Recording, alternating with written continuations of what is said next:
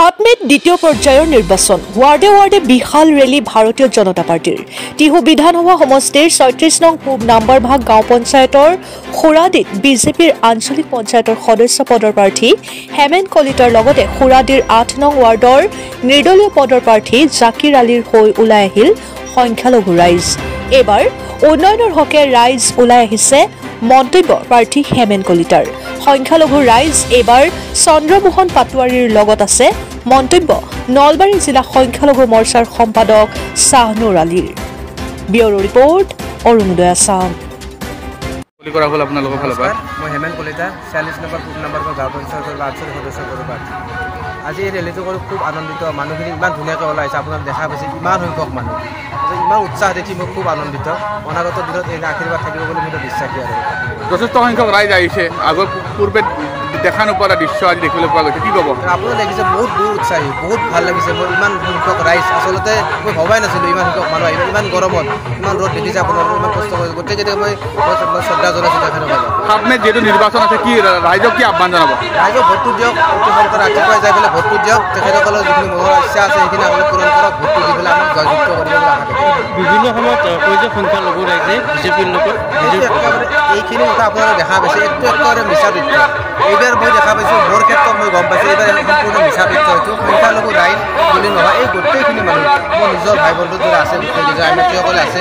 মই খুব উৎসাহী, খুব আনন্দিত মই আচলতে। জাকিৰ আলী পশ্চিম মুৰাদি ৬২ নম্বৰ বুথৰ ৮ নম্বৰ ৱাৰ্ডৰ মোৰ সদস্য হিচাপে মই নিৰ্বাচনত প্ৰতিদ্বন্দ্বিতা কৰিব বিচাৰিছোঁ। গতিকে আজি আৰু বহুত মানে ভাল লাগিছে আৰু ৰাইজলৈ মোৰ লগত গোটাই যথেষ্ট সংখ্যক ৰাইজ আহিছে, যথেষ্ট ভাল লাগিছে আৰু মানে গোটেই মোৰে আৰু মানুহ মানে মই মনত কেনেকুৱা লাগিছে?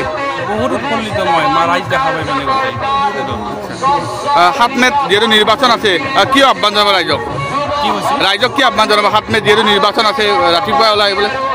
এতিয়া ৭ মে'ত গোটেই মানে প্ৰতিটো মানে গোটেই মতে ৮৪১টা আছে, মই গোটেই ভোট পাম বুলি মই আৰু মানে আশাবাদী আৰু গোটেই ৰাইজৰ। এইবাৰ সংখ্যালঘু ৰাইজে বুজি পাইছে যে বিজেপি চৰকাৰ এবাৰ সংখ্যালঘু ৰাইজৰ লগতো আছে। গতিকে সংখ্যালঘু ৰাইজ স্বতঃস্ফূৰ্তভাৱে ওলাই আহিছে, এবাৰ বিজেপিৰ লগত আছে। বিজেপিক ভোট দিব, চন্দ্ৰমোহন পাটোৱাৰী ছাৰৰ হাত শক্তিশালী কৰিব, ইয়াত কোনো কথাই নাই। আৰু কেনেকুৱা দেখিব এইবাৰ যিহেতু নতুন পঞ্চায়ত, ৰাইজৰ ভোটৰ সমীক্ষা পৰিৱৰ্তন হৈছে? এইবাৰ নতুন পঞ্চায়তত বিৰোধীৰ কোনো ভূমিকাই নাথাকিব।